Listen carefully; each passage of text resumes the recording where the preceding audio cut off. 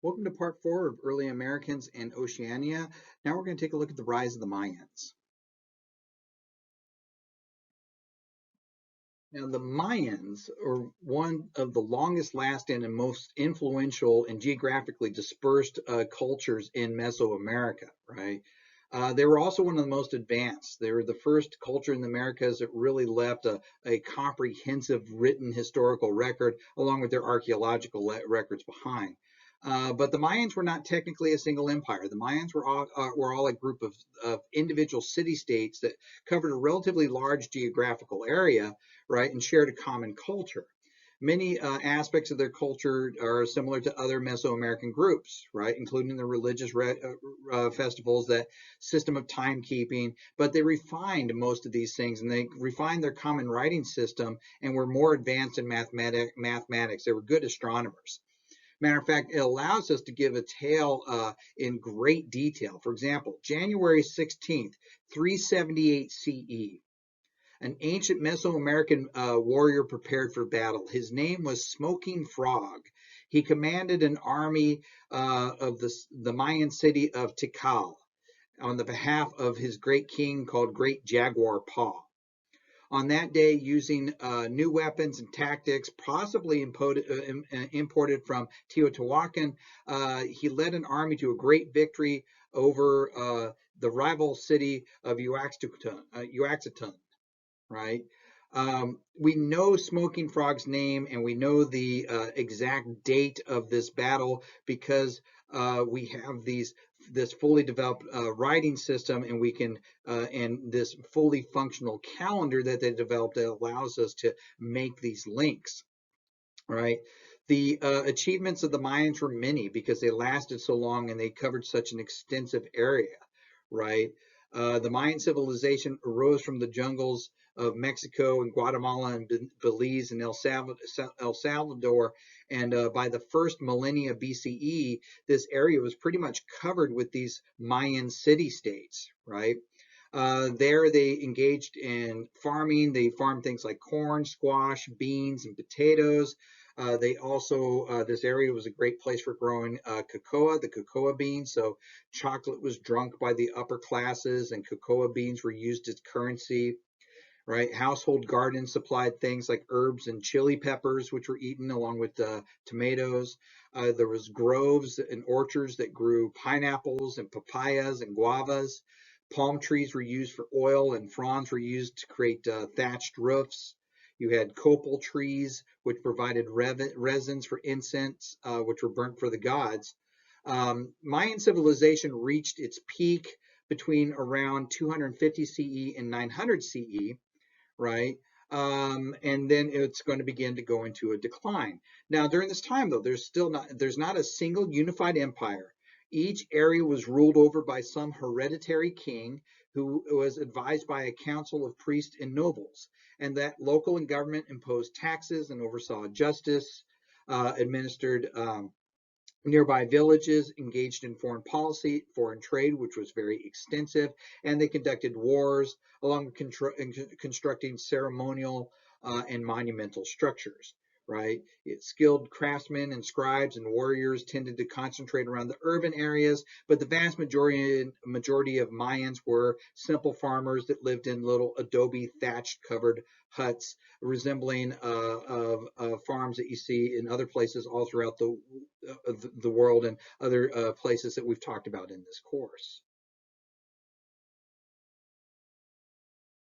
One of the largest and most important urban centers of the Mayan period was the city of Tikal.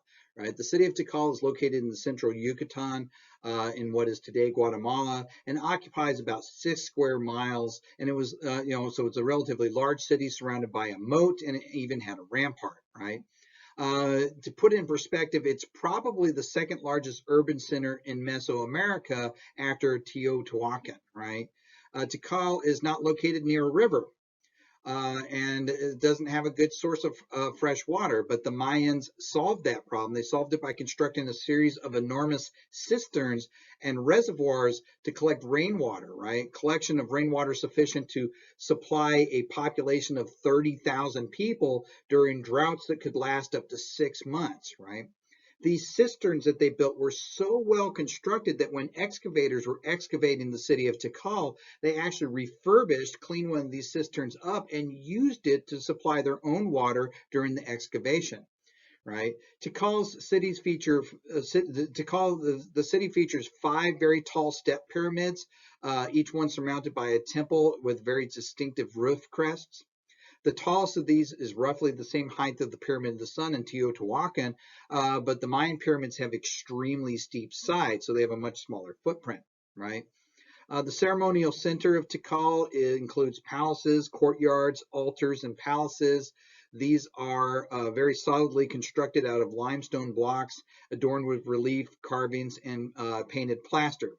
Scattered along the side are many stone steles covered with low relief images of Mayan glyphs, including the one that tells that story I just related before about King Great Jaguar Paw and his general Smoking Frog.